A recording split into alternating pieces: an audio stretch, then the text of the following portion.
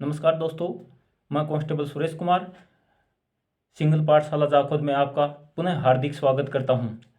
सबसे पहले गणतंत्र दिवस के ऐतिहासिक दिवस की आप सभी को हार्दिक शुभकामनाएं और आशा करता हूं कि आप सही सलामत होंगे, स्वस्थ होंगे, हष्ट पुष्ट होंगे। और हम पढ़ रहे हैं हिंदी साहित्य का इतिहास। और इस क्रम में हमने हिंदी शब्द की उत्पत्ति, हिंदी का भाषा के अर्थ में क्या प्रयोग, कब से प्रयोग किया जाने लगा, साहित्य शब्द की उत्पत्ति, अर्थ और विभिन्न विद्वानों की परिभाषाएं। और कल वाली क्लास में देख लिया था इतिहास शब्द का अर्थ, उत्पत्ति और विभिन्न विद्वानों ने इतिहास को क्या माना। मैं शॉर्ट में कल वाली क्लास थोड़ी रिपीट करना चाहूँगा ताकि आप सही तरीके से याद कर पाएँ। और कल वाली क्लास में हमने इतिहास शब्द की उत्पत्ति देखी। तो इतिहास शब्द इति प्लस है प्लस आस के योग से बना है। इति का अर्थ ऐसा, है का मतलब निश्चित ही, आस का मतलब था या घटित हुआ। तो ये इतिहास शब्द का शाब्दिक अर्थ हुआ। इसके बाद ऐसा निश्चित ही था या घटित हुआ, शाब्दिक अर्थ हुआ। इसके बाद विश्व इतिहास के जनक जो हेरोडोट्स माने जाते हैं, उन्होंने इतिहास की परिभाषा देते हुए कहा कि सत्य घटनाओं का क्रमबद्ध अध्ययन ही इतिहास है। और भारत में जो इतिहास के जनक माने जाते हैं महर्षि वेद व्यास जी, उन्होंने इतिहास की परिभाषा देते हुए कहा कि धर्म, अर्थ, काम और मोक्ष के से युक्त सत्य पूर्ववर्त सत्य आख्यान ही इतिहास माना। इसके बाद कर्नल जेम्स टोड जो राजस्थान में इतिहास के जनक माने जाते हैं, उन्होंने इतिहास की परिभाषा देते हुए कहा कि अतीत की घटनाओं का वर्तमान के संदर्भ में अवलोकन करना ही इतिहास है।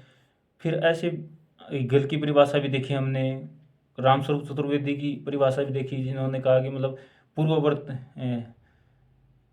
अतीत की रामस्वरूप चतुर्वेदी ने कहा कि मतलब कवि के कार्यों को विकास प्रक्रिया में न्यायोचित दिखाना ही इतिहास है। और इसके बाद हमने सबसे मोस्ट परिभाषा देखी आचार्य रामचंद्र शुक्ल जी। वो कहते हैं कि प्रत्येक युग का साहित्य वहाँ की जनता की चित्तवृत्तियों का संचित प्रतिबिंब होता है और ये चित्तवृत्तियाँ प्रत्येक युग में बदलती रहती हैं और बदलती हुई चित्तवृत्तियों का इतिहास साहित्य परंपरा या इतिहास के साथ सामंजस्य दिखाना इतिहास है। तो हमने विभिन्न विद्वानों की परिभाषाएं कल वाली क्लास में देखी। तो दोस्तों, आज हम पढ़ेंगे इतिहास लेखन की पद्धतियाँ। तो इतिहास लेखन की पद्धतियों में सबसे पहले जो पढ़ेंगे वह है वर्णानुक्रम पद्धति।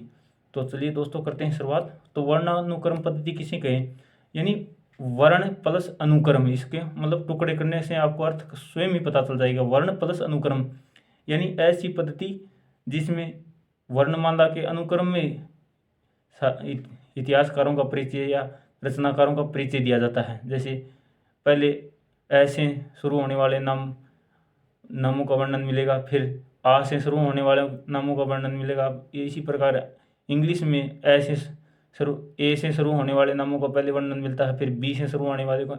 इस प्रकार की जो पद्धति होती है उसको इतिहास लेखन की वर्णानुक्रम पद्धति कहते हैं। तो वह पद्धति जिसमें रचनाकारों का परिचय वर्णमाला के अनुसार दिया जाता है या यूँ कहें वर्णों के अनुक्रम में दिया जाता है, उसे वर्णानुक्रम पद्धति कहते हैं। और इस पद्धति के बारे में विशेष तथ्य ये याद रखने हैं आपको। वर्णानुक्रम पद्धति में इतिहास लेखन की सबसे प्राचीन पद्धति है ये तो वर्णानुक्रम पद्धति। और वर्णानुक्रम पद्धति मनोवैज्ञानिक पद्धति है। वर्णानुक्रम पद्धति का प्रयोग गारसा द तासी ने अपनी इतिहास ग्रंथ इस्तवार द ला लिटरेचर एंदुई ए हिंदुस्तानी में तथा शिव सिंह सेंगर ने शिव सिंह सरोज 1883 में किया। वर्णानुक्रम पद्धति में रचित इतिहास ग्रंथों को आचार्य रामचंद्र शुक्ल जी ने इतिहास ग्रंथ न मानते हुए कवि परिचयात्मक ग्रंथ एवं कविवर्त संग्रह कहा है। और ये हैं हेरोडोट्स का नाम आ रहा है।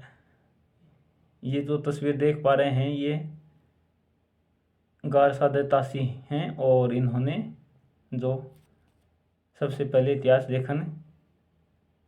लिखने का काम किया, ये गारसा द तासी हैं। और कालानुक्रम पद्धति, इसके बाद कालानुक्रम पद्धति यानी वह पद्धति, इसका भी आप टुकड़े करके आप अच्छी तरीके से समझ जाएंगे। काल प्लस अनुक्रम यानी जो पहले पैदा हुआ उसका पहले वर्णन और बाद में पैदा हुआ उसका बाद में वर्णन मिलता है। ऐसा इतिहास ग्रंथ जिसमें पहले पैदा हुआ उसका पहले वर्णन और बाद में पैदा हुआ उसका बाद में वर्णन मिलता है, वो कालानुक्रम पद्धति में रचित इतिहास ग्रंथ कहलाता है। तो इसकी परिभाषा आप देखते हैं, वह पद्धति जिसमें रचनाकारों का परिचय उनके जन्म काल के अनुसार दिया जाता है उसे कालानुक्रम पद्धति कहते हैं। अर्थात जो पहले जन्मा उसका परिचय पहले तथा बाद में जन्मा उसका परिचय बाद में दिया जाता है। और कालानुक्रम पद्धति के बारे में विशेष तथ्य जो आपको याद रखने हैं, जो अक्सर परीक्षाओं के लिए भी उपयोगी हैं। कालानुक्रम पद्धति इतिहास लेखन की सबसे ज़्यादा लोकप्रिय और प्रचलित पद्धति है। कालानुक्रम पद्धति में सबसे ज़्यादा इतिहास ग्रंथ मिलते हैं। कालानुक्रम पद्धति अमनोवैज्ञानिक पद्धति है, यानी वर्णानुक्रम पद्धति भी अमनोवैज्ञानिक पद्धति है और कालानुक्रम पद्धति भी अमनोवैज्ञानिक पद्धति है।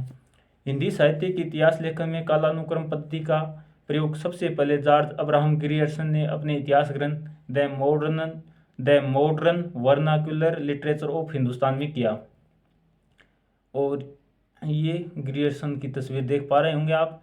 ये तस्वीरें दोस्तों मैं इसलिए देता हूँ ताकि आप जो इन संबंधित तथ्य या परिभाषाएं जो भी इन्होंने बात की वो आप अच्छी तरीके से याद रख पाएँ, इसलिए मैं ये तस्वीरें ऐड करता हूँ।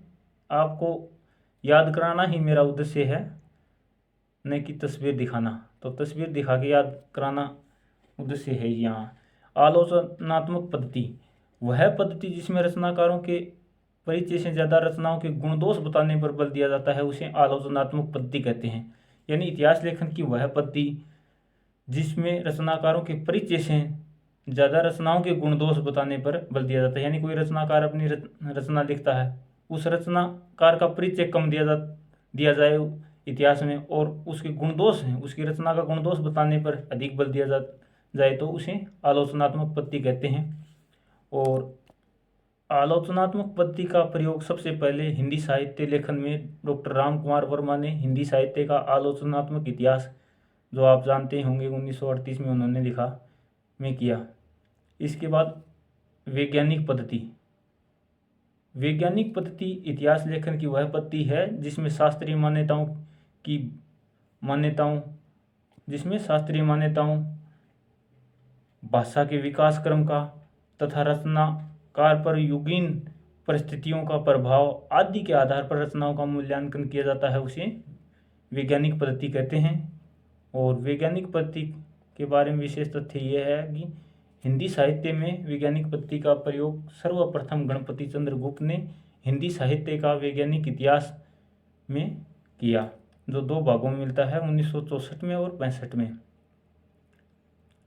और ये जो आप तस्वीर देख पा रहे हैं ये गणपति चंद्र गुप्त जी की है। और इसके बाद समाजशास्त्रीय पद्धति में इतिहास लेखन की वह पद्धति है जिसमें रचनाकारों का मूल्यांकन उनके द्वारा समाज को प्रभावित करने के आधार पर किया जाता है, उसे समाजशास्त्रीय पद्धति कहते हैं। यानी जो ऐसी पद्धति जिसमें रचनाकारों का मूल्यांकन करने के साथ साथ समाज को उन्होंने क्या दिया, मतलब समाज को किस तरीके से प्रभावित किया, उस बारे में भी वर्णन मिलता है, उसे समाजशास्त्रीय पद्धति कहते हैं। और समाजशास्त्रीय पद्धति का प्रयोग हिंदी साहित्य में सबसे पहले हजारी प्रसाद द्विवेदी जी ने कहा और उनके तीनों रचनाएं हिंदी साहित्य की भूमिका, हिंदी साहित्य का उद्भव एवं हिंदी साहित्य का उद्भव एवं विकास तथा हिंदी साहित्य का आदिकाल में समाजशास्त्रीय पद्धति का प्रयोग किया। और ये हजारी प्रसाद द्विवेदी जी की तस्वीर आप दोस्तों देख पा रहे होंगे।